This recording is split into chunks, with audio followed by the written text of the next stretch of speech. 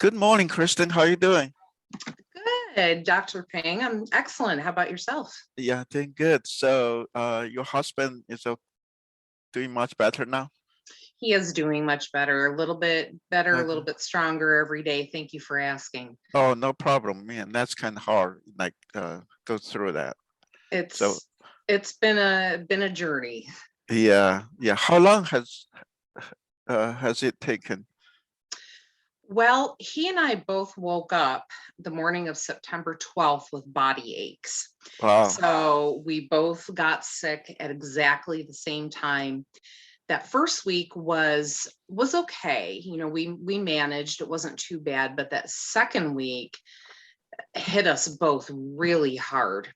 And by the end of that second week, we both took turns, but in opposite directions. I managed to get better and he got worse. So he ended up in the hospital for 2 weeks. Um, but he's doing much better. Thank goodness. We're very grateful. Yeah, yeah. Uh, so okay. Yeah, I'm so happy to hear that both of you are getting better. Yeah, Yes, thank yeah, you. yeah. A lot of my friends getting COVID, and um, some are kind of very light symptoms. Some are very very very strong.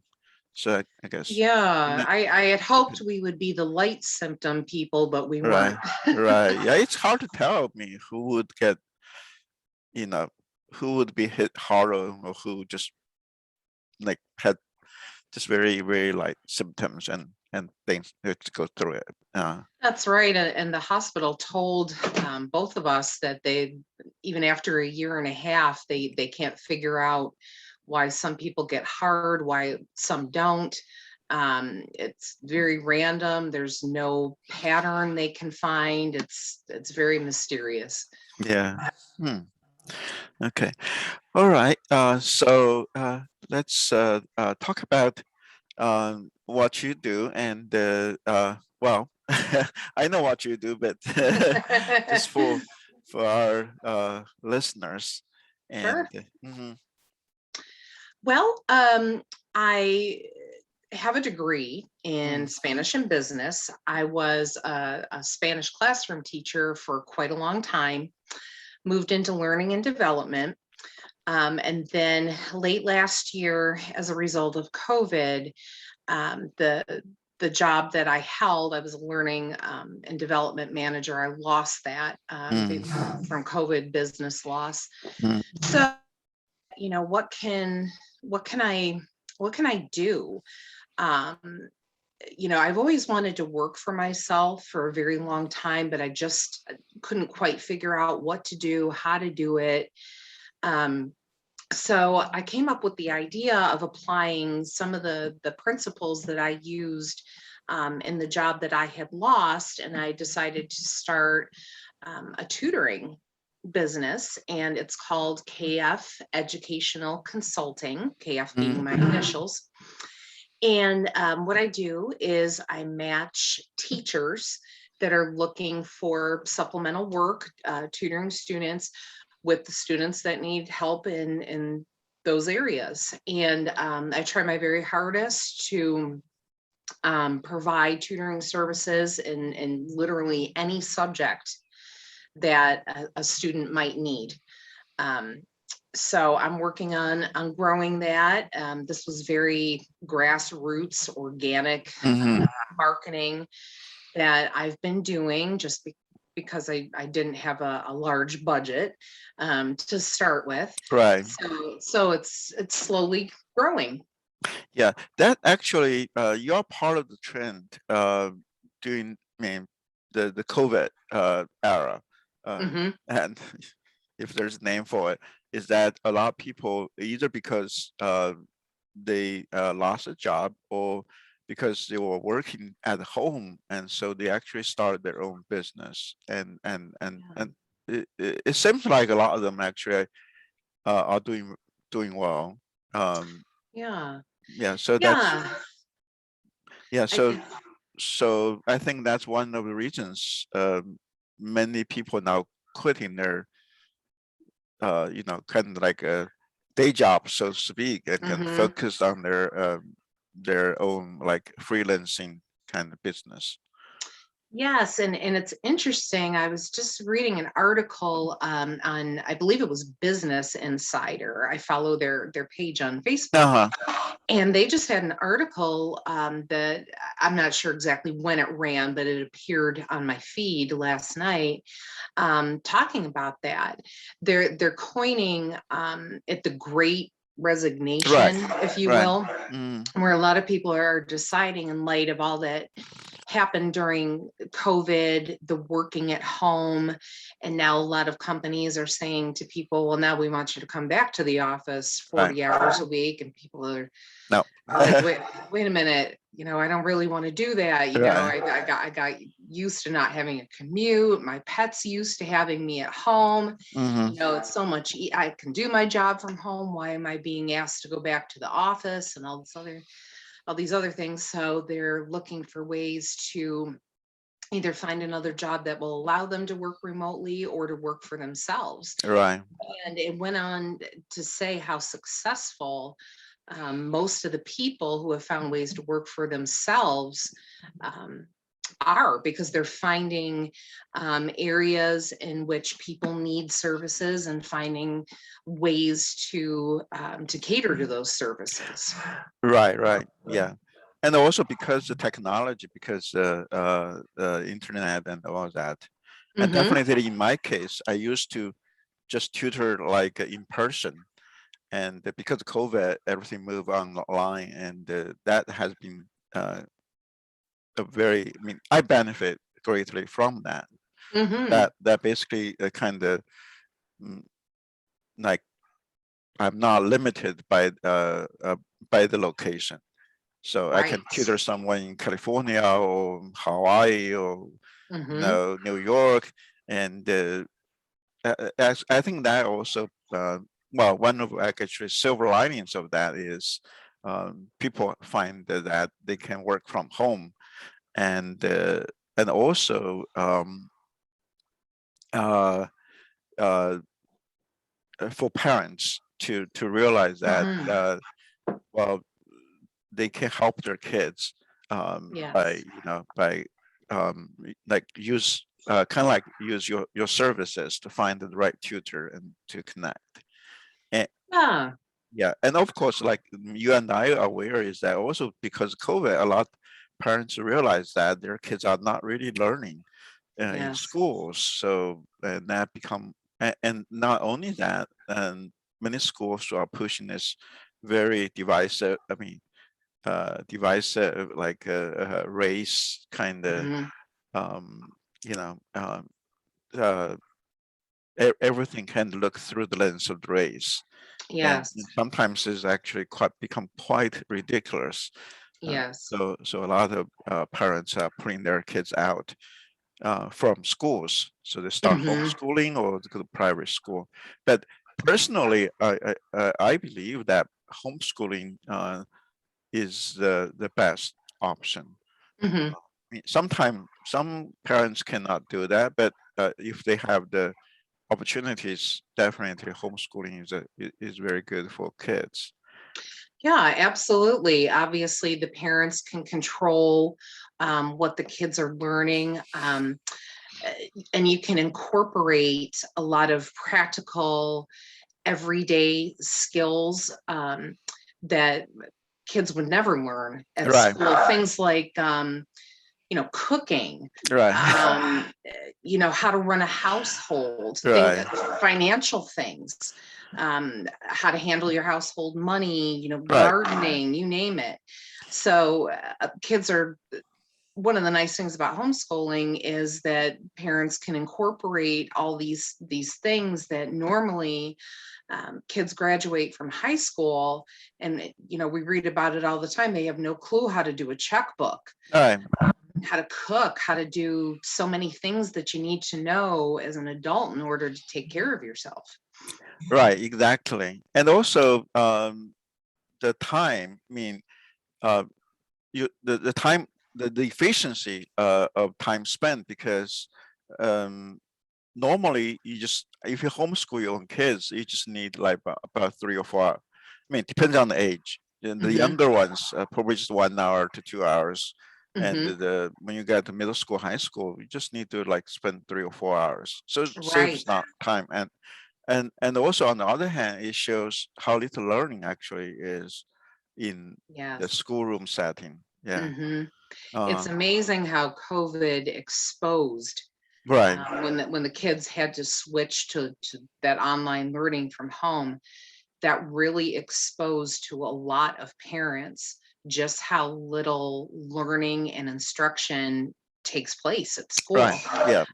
I know many parents that they say they finish up the child finishes up their work like in an hour or two, and parents are like, "That's it? What are they doing the other 5, 6 hours of the Right. day every day at school?" And I think what we're finding out more and more is that a lot of that time was being spent doing surveys for mystery companies where kids are being Right. asked, Aroma. Yeah. yeah, exactly, sometimes very invasive questions, and that data is going, who knows where, and being used for who knows what purposes. There was a lot of social programming that was going on during Right. the day. um, so as difficult as this whole COVID experience has been for everybody, in some little ways, it was a blessing. Some aspects of it, because parents really got to see what was going on with their kids and what was going on at school, and it gave them the information and the knowledge to make better informed choices about, do I want them to continue on this path, or do we want to do something different? Right. Yeah. And like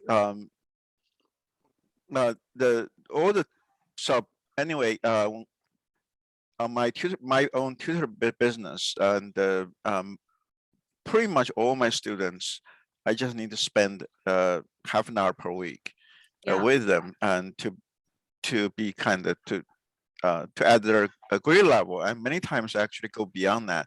So many times actually, it's actually become quite often now, Mhm. is after a week, uh, then I ask my student, what have you learned in school? They say, we haven't really learned much. Yeah. We just did some reviewing or something like Mhm. that. I mean, it's like, what, right?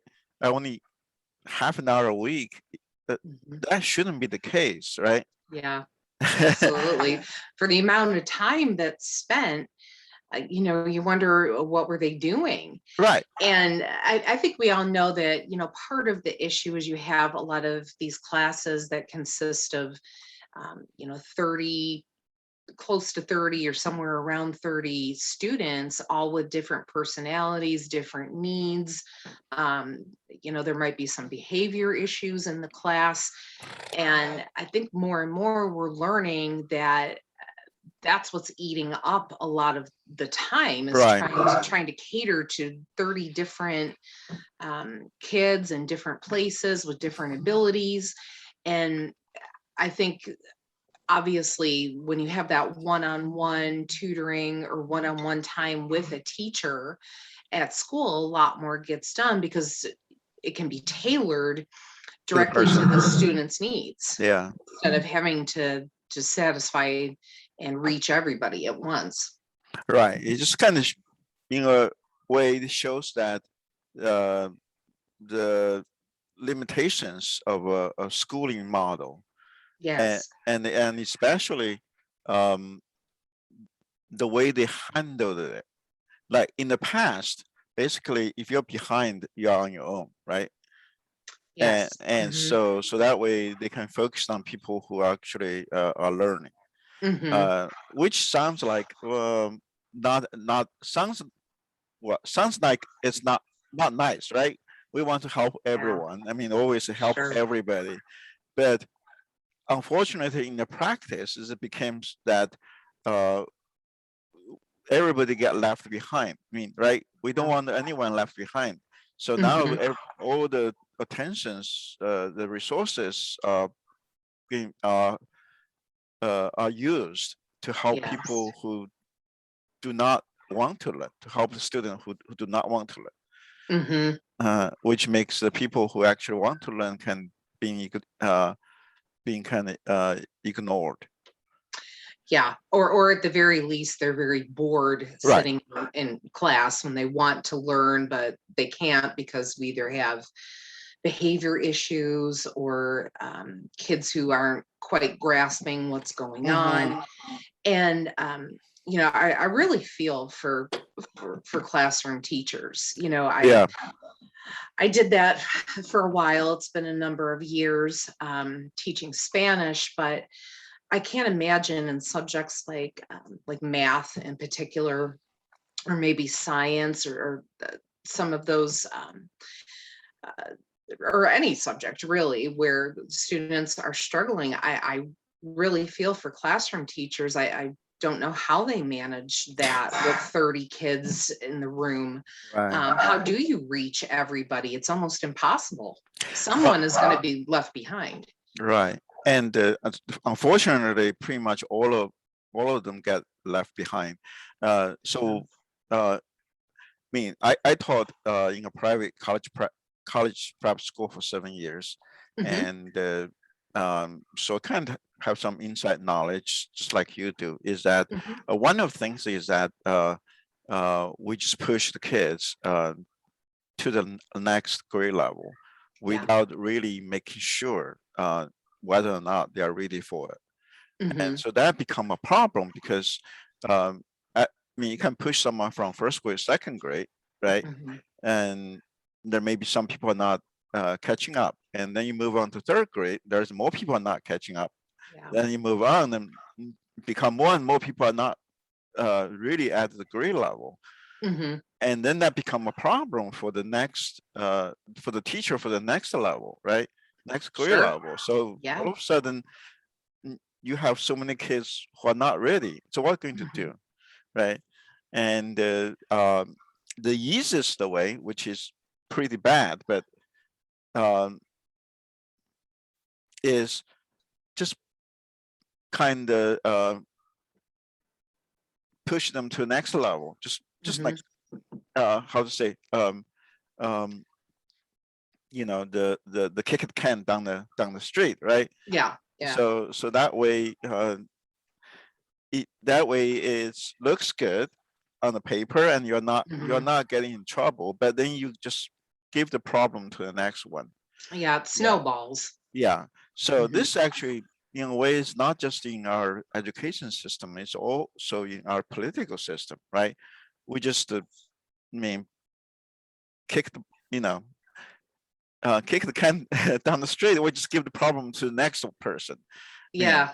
Spend a ton of money now, and we'll let our kids pay for it down the road. Right. Or or next whatever, next mayor, or next the governor, or next the president, and we just kind of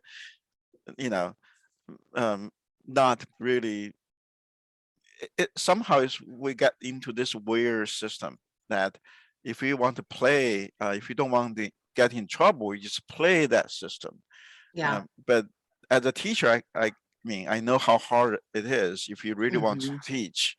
Because if you really want to teach, let's say, if we want to have a perfect school, then the first thing you want to make sure that the kids goes to whatever the grade level, they are ready for that, right? If they are not ready, they should be kind of held back. So that way you can make sure you can teach. But if you do that, you'll get all kinds of trouble.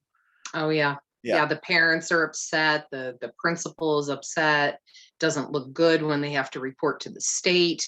So when it really needs to be done, everybody's afraid to do it. So the easiest thing to do is just sweep it under the rug and send them on to the next level and hope it all works out. Right. Yeah. It's kind of like kind of like the hot potato game, right? Yeah. You got it, you throw somebody else. Yeah. Because you don't want to hold it. You don't want to be people. That's right. Which is kind of sad. And that's actually one of the reasons I left my teaching in a school setting. Yeah, I mean, just like you say, when you have like a 30 student in a class, that's impossible to give them the one-on-one attention that they need. Oh, Yeah, absolutely. yeah, Yeah, and you know that in most schools, teachers will set aside time. Yeah, every school calls it different, but short blocks of time where students could come and ask questions. But you know, what if 30 people showed up at once, or even 10 showed up at once? I still don't know how you could possibly get everyone's questions answered in the very small amount of right. time that they allow for that to happen. Hmm. It would just have to be a very quick 2 minute, answer a question about a specific problem and move them on their way. But what if the kids are having trouble with the entire concept, and it has Hmm. to be explained? There's just Right. simply not time for that to happen. No, no, there's no time for that. And also, uh, what makes things much worse is because the grade inflation.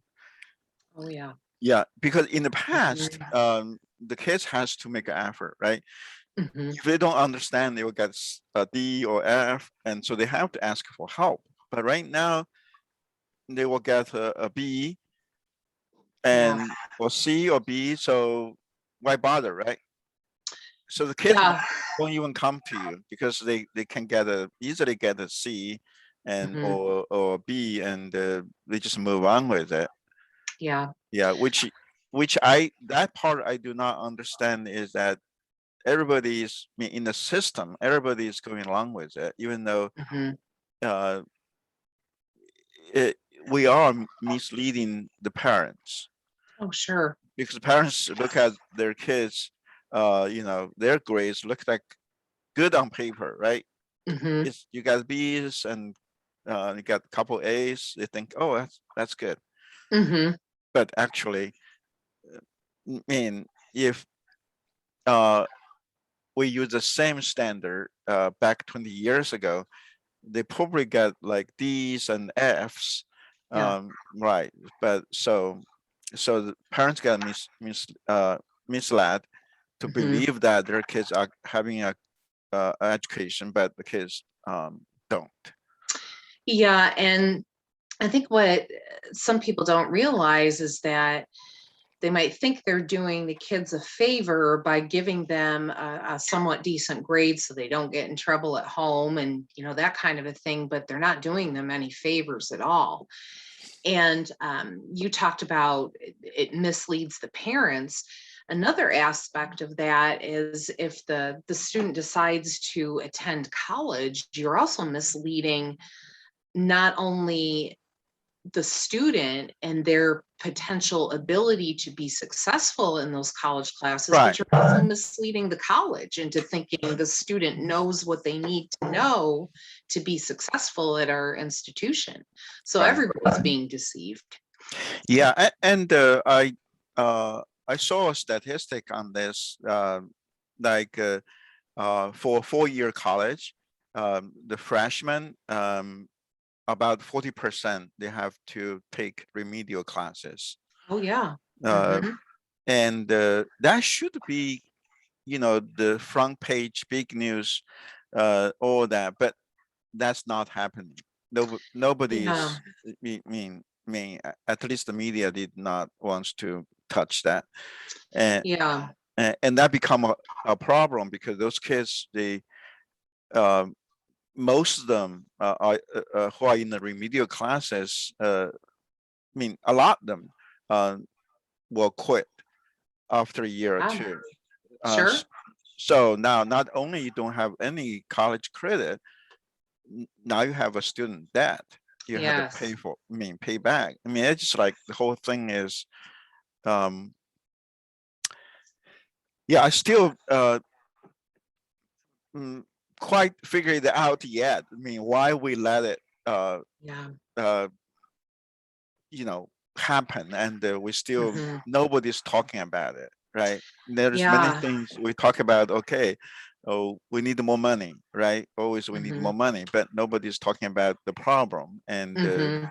And not only that, now since a couple years ago, and we were told the problem is because the is because the how to say racism in our school systems, and that so there a lot of money effort now is spent on the so-called diversity, Uh-huh. um, equity and inclusion. Inclusion. Mhm. Yeah, there's a yeah. It's just like wow. It, Yeah. And I think that a lot of the problem is that everybody knows there's a problem at a number of levels, but nobody quite knows how to tackle it, where to begin. Um, nobody nobody really knows how to begin to dismantle mm, the system we have and how to rebuild it so that it works better for everyone. I mean, I've spent a lot of time thinking about that, and I don't know where you'd start. But I suppose somebody has to take the lead on that and make the push, somebody that understands education right. from kindergarten all the way up to college and has that experience and the ideas to know where we should start. And I think that's a lot of the problem, is nobody really knows where to start or what the best way would be um, to tackle that and make things better. Yeah, there are different school thoughts on that one. I think a major one is uh, uh, sorry. Um, do you know about John Gato and his books? Yes, Yeah. yes, I do. So Mhm. he's kind of basically saying that the whole system is bad. Uh, Yeah. we need to just kind of dismantle it and starting with Mhm. something new. Mhm. Right. And of course, um, some people will say homeschooling. I mean, I'm definitely on that camp, Yeah. because you need kids. I mean, it's not a good idea put them into a class uh, based on their age, because each Right. person, the mental development is different. Mhm. And another things I don't like is the standard they put in there. I mean, especially as a math teacher, the standard they put there just don't make sense at all. Mhm. And uh, there's no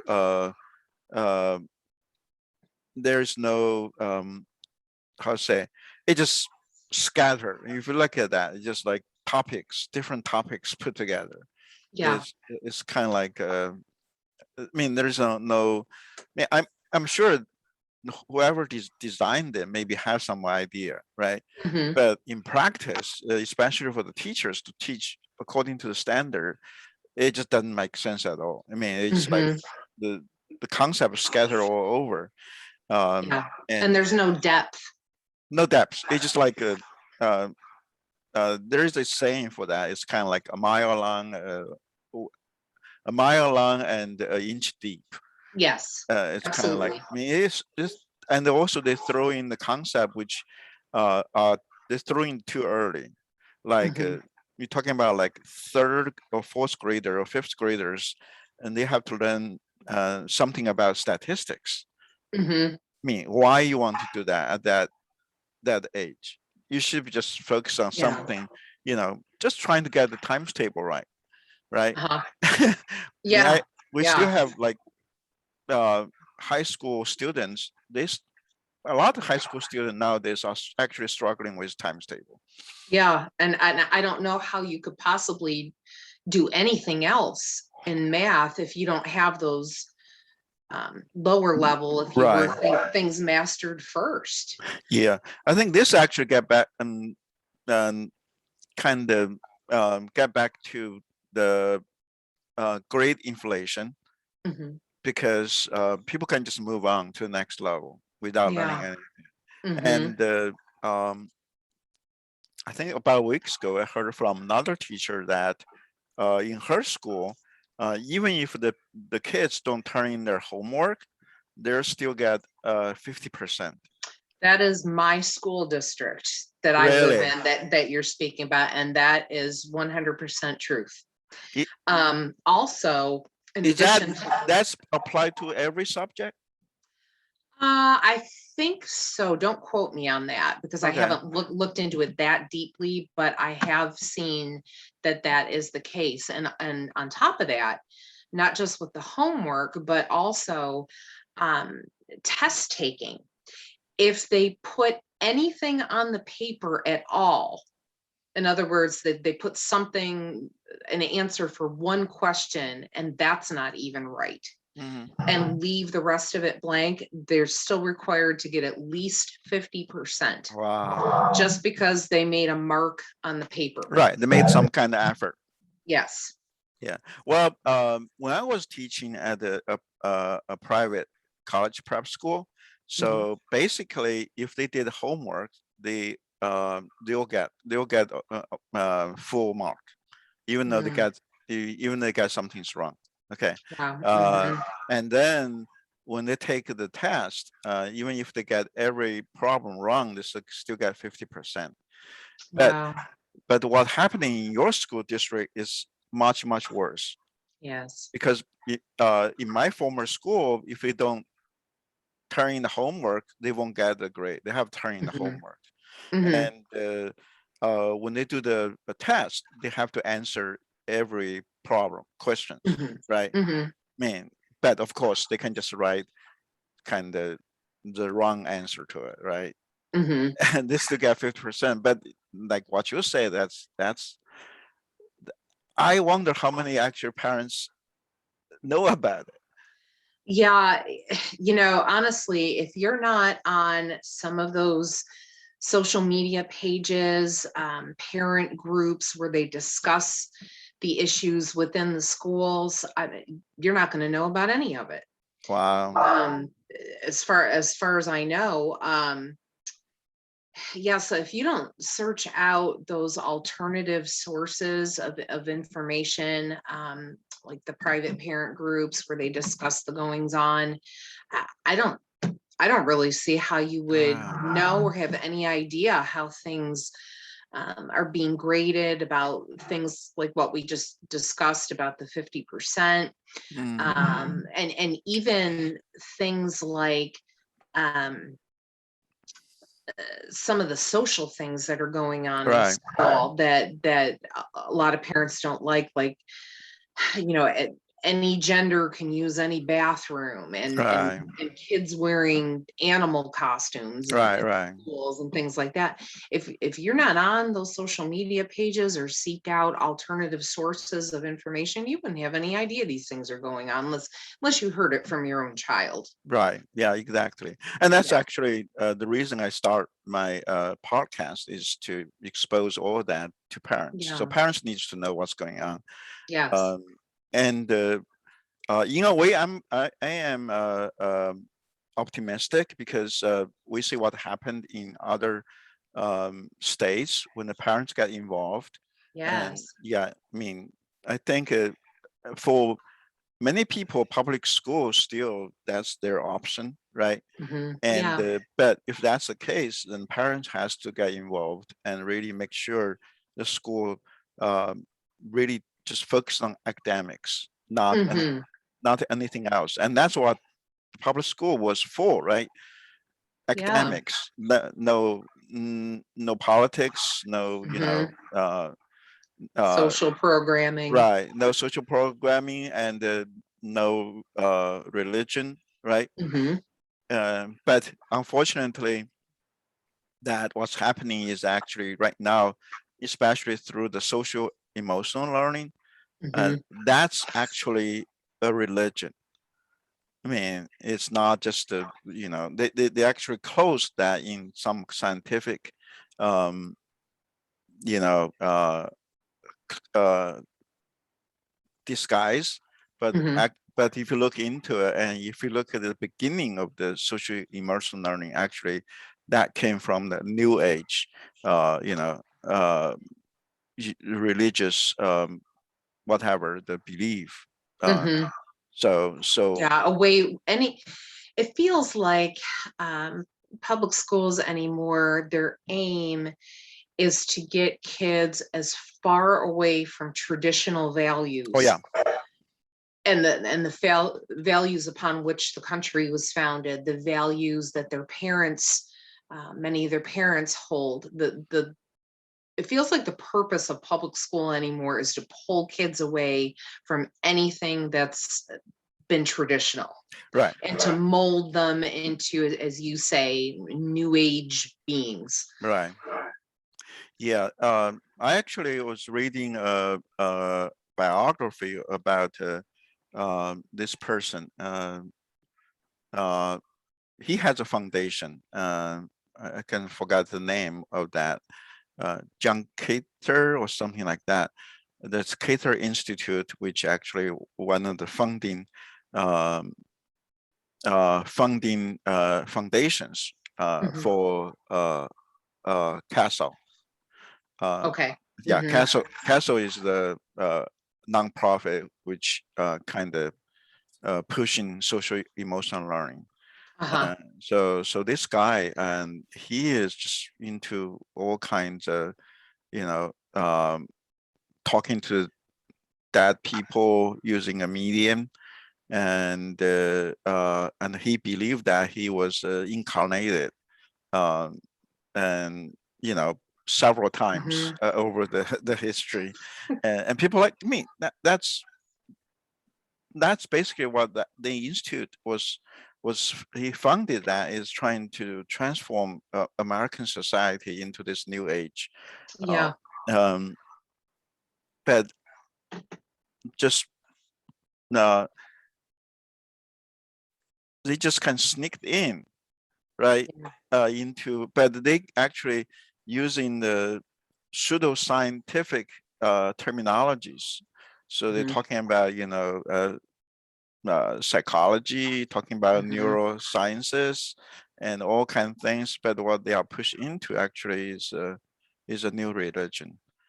And Yeah. And you wonder how these people get the wide reaching platform that they do within public schools to be able to push these things. I wonder that all the time. Like, how did this one person and their ideas get such reach all across the country in public schools to be able to push these agendas and these ideas?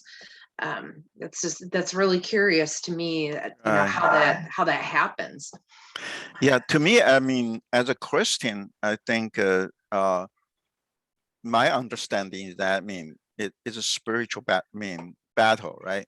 Oh yeah. On the outer side, they definitely has a Satan at in their camp, and Hmm. he can use a lot of people, and we can see that um, once that uh, castle got started, and now they actually have support from the Gates Foundation, from Zuckerberg Foundation, from Eli Yeah. Lilly. They got tons of money. Hmm. Uh-huh. Hmm. And one thing is that, at least by reading the biography, I realized that a lot of people on the top, people are CEOs or in big corporations and all that. A lot of them are, in a way, they believe some kind of religion. Hmm. Uh, not necessarily Christianity, but uh, I think a lot of them believe some kind mixture of like the Western and Eastern religions. Hmm. Uh, Hmm.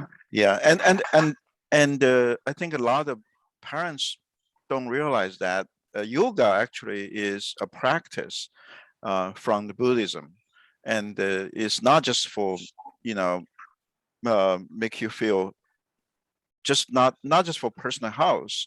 It's also a way for you to reach out to to the spiritual realm, Mm. uh, which could be a pretty um, how to say, it could harm our kids. Yeah, it's very dangerous. Right, right. Yeah. And again, that goes to finding ways to pull them away from the church and the things they've learned in Sunday school and from Right. their pastor and from their parents and grandparents. Just it's just another example of trying to pull kids away from everything that's been traditional in our society. Right, exactly. I mean, that's basically that's their goal, right? If you look at like the castles, their famous picture of how that works, right? It's always the kids, and Hmm. then to the school, then from there it goes to, you know, the parents, then from there it goes to community. It's kind of Hmm. that thing. And they actually uh how they um they're, I mean, I'm still actually trying to um do as much research as I can, is like understand the people, their background, people who are pushing for this. Hmm. I mean, I I'm pretty sure they have agenda, I'm right? sure. I just want Yeah. to really um have a concrete evidence that what their agenda is. Hmm. I mean, And they right? do a good job of hiding it. Oh yeah, yeah, definitely. It's they know how to use uh, words that sounds good, Oh yeah. but actually is they are doing something different, or Hmm. sometimes it's the opposite, right? Right. Yeah, and okay, that's the so so you left the teaching and you work for a company, and then you start your own company, Right. and yeah. So uh, how is that? Um, do do you like what you are doing right now? Oh, absolutely. I love making those matches between parents and students and the teacher, and then hearing about, oh, this teacher has helped them so much. They're excited to meet with the teacher every week.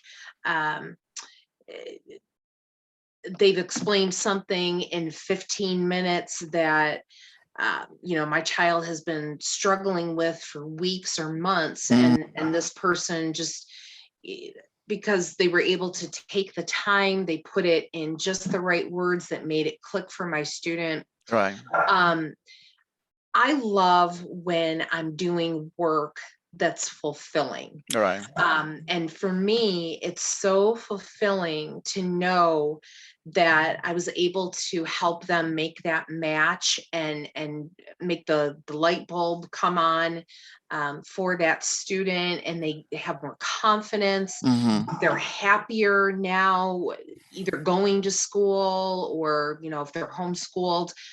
In their work, they don't dread cracking that math or English or right, science book open, because now they have the confidence um, to know what they didn't understand before, but also to know that if they reach a point again where there's something they don't understand, they know who they can ask. They have that resource in the right, teacher. So it's extremely fulfilling work. Unfortunately, with the COVID period, my husband and I went through for about a month and a half. My momentum in building up the business suffered a little bit, right. just because I Of couldn't course, couldn't right, physically do it for a little while, so it stalled it a little bit. But now I'm really getting back into looking at how to do marketing right, and right. grow again. But it's going very well, thank you. Yeah, and especially, I mean, I can understand that because I started my own tutoring business, right, a couple of years ago. The same thing. Yeah. I got fulfillment by helping people that Hmm. because it's very hard to do that in a classroom setting. Oh Um, yeah. and um, first of all, you just don't have time for them Hmm. as a teacher. I mean, Yeah. things just move on, right? You only have Hmm. like 3 minutes and 4 minutes before the classes, and then after classes they're busy on sports and Yeah. things like that. So you really, and so you just move on. Hmm. And you can see people who are not really understanding, but unfortunately, there's not much you can do.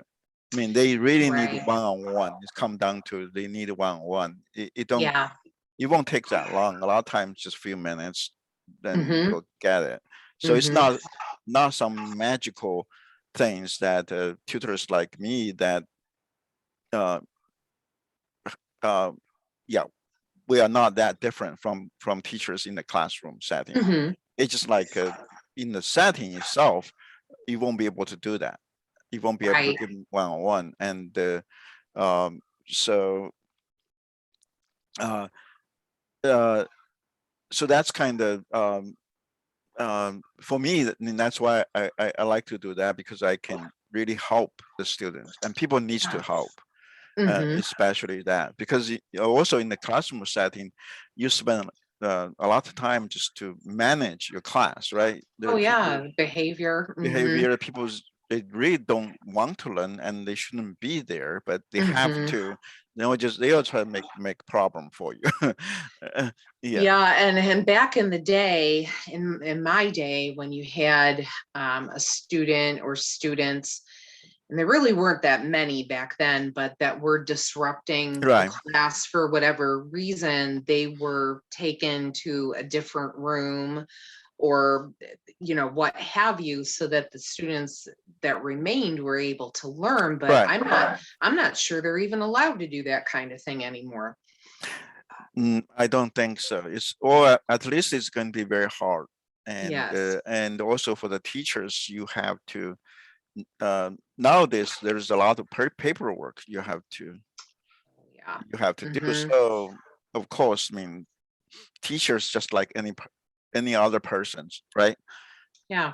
There's So only so many hours in the day. right, There's only so much mental energy you right, have in the course of a day, and sometimes you just can't handle it all.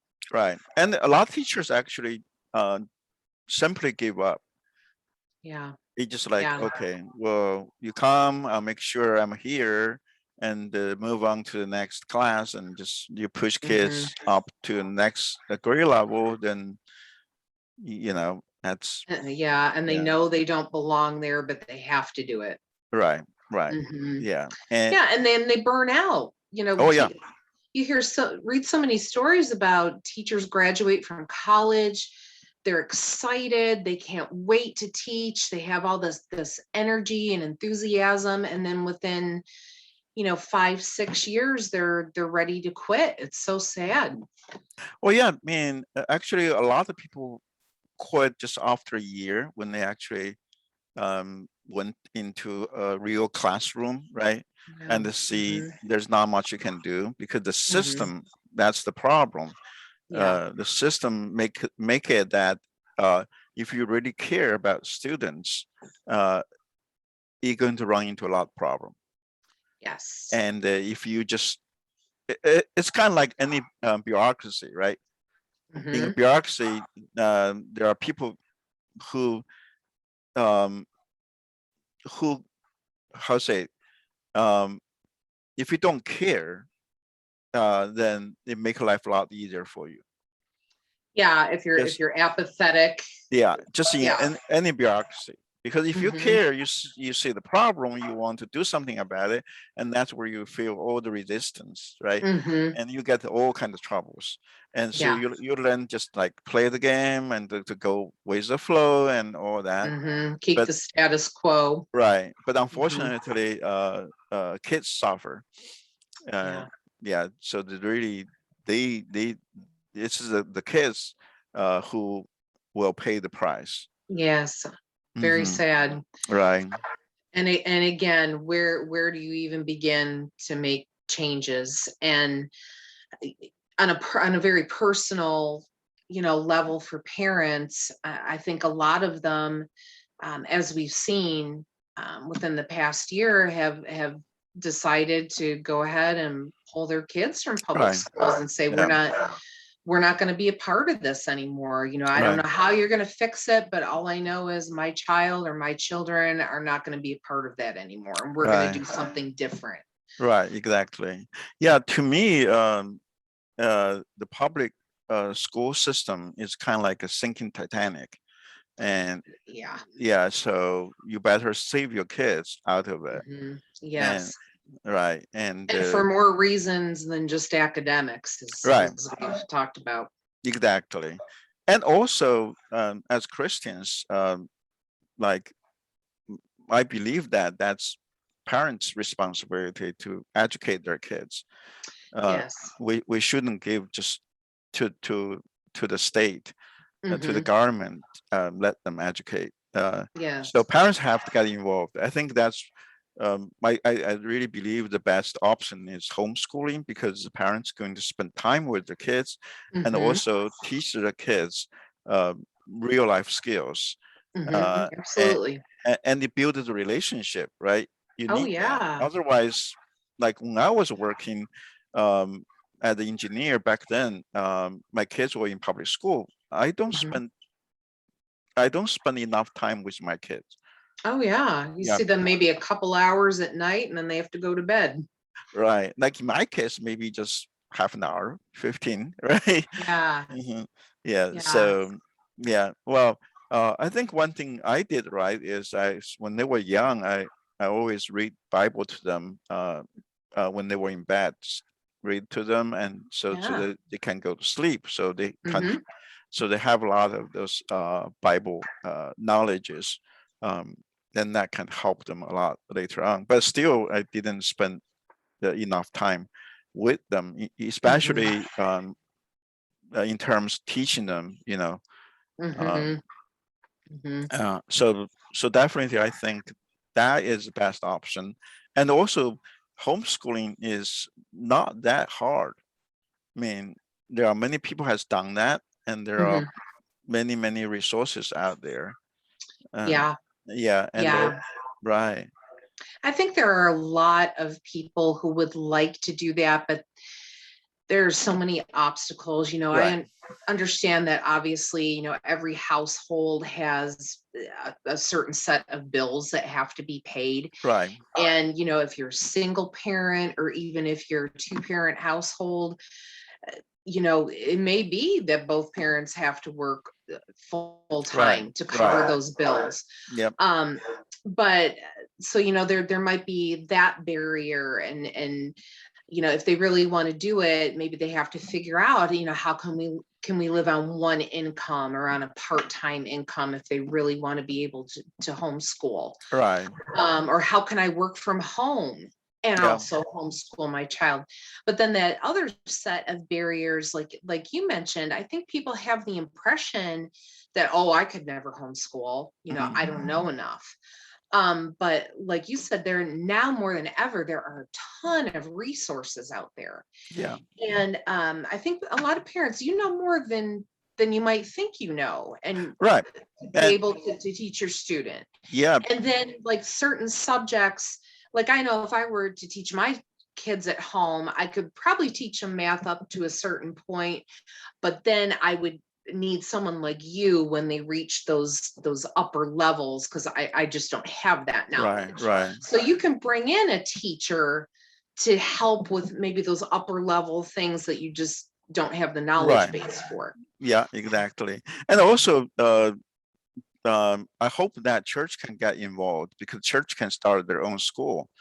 Oh So yeah. so for people who cannot, I mean, they cannot afford homeschooling, but definitely if church start a school, then that helps them tremendously. Oh yeah. Yeah, Yeah, and everybody brings their own field of expertise, right, whatever that might be, the academic fields that they're good at, or even things like we mentioned before, cooking, right, right, sewing, financial life skills. right, Everybody has something they could contribute. Everybody is good at something that they right. can contribute. Yeah. So I think you are talking about homeschool co-op, right? Yeah, Right. yeah. Which is a Hmm. great concept, and really get kids, I mean, parents to work together, Hmm. and right, and that way, um, you people can still work. They take Hmm. turns. Yeah, or even as you mentioned, like if churches were to start schools, Right. maybe that'd be a great opportunity for the elders in that church to come in and teach the kids all kinds of things that they know. There are a lot of lost arts, things Right. that people used to do decades ago that almost nobody, has any knowledge base about now, or even, history things. They can talk to the kids about things they experience, things they've seen Right. in history. So, I mean, that would be a wonderful thing to get older folks in churches, something for them to do, come and talk to the kids and teach them things. There's a lot of opportunity there. Right. Right. Exactly. Yeah.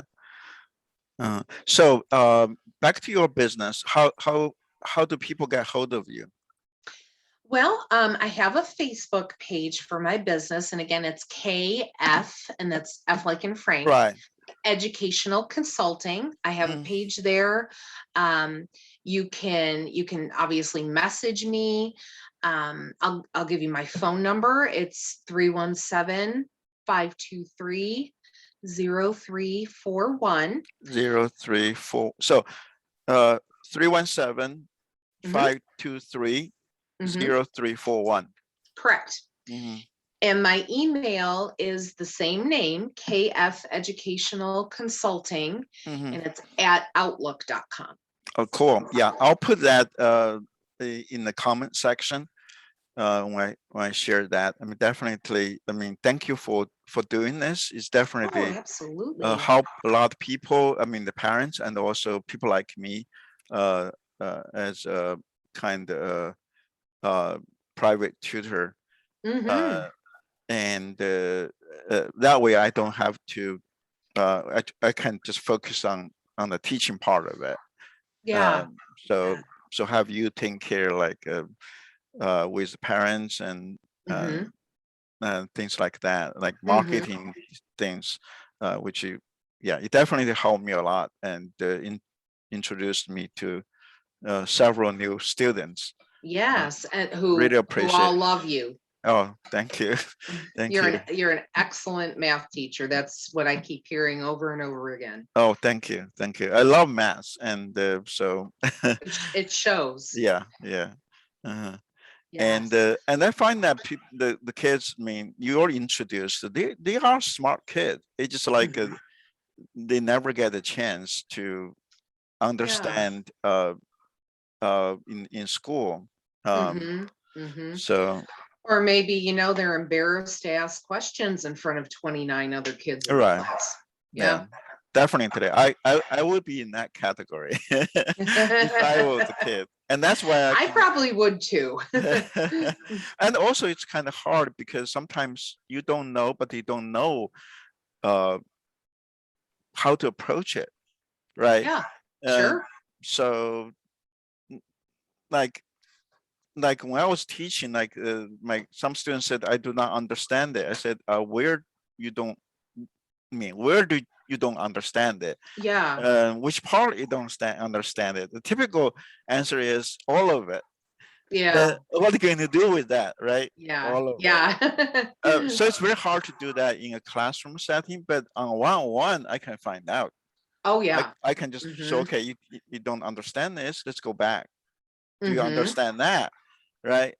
If you don't understand, let's go back. So that way Mm-hmm. you can solve the problem, but you will never be able to do that in the classroom setting. No, definitely not.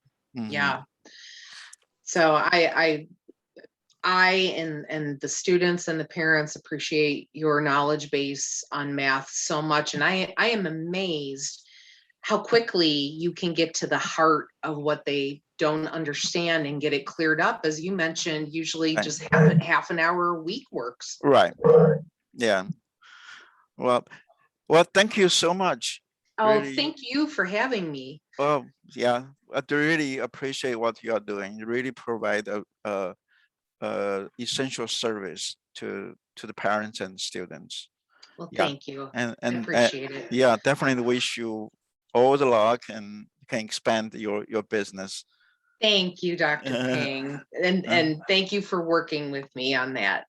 Oh, thank you. Okay. All right. I'll see you next time. Sounds good. Thank you. Okay. Bye. Bye.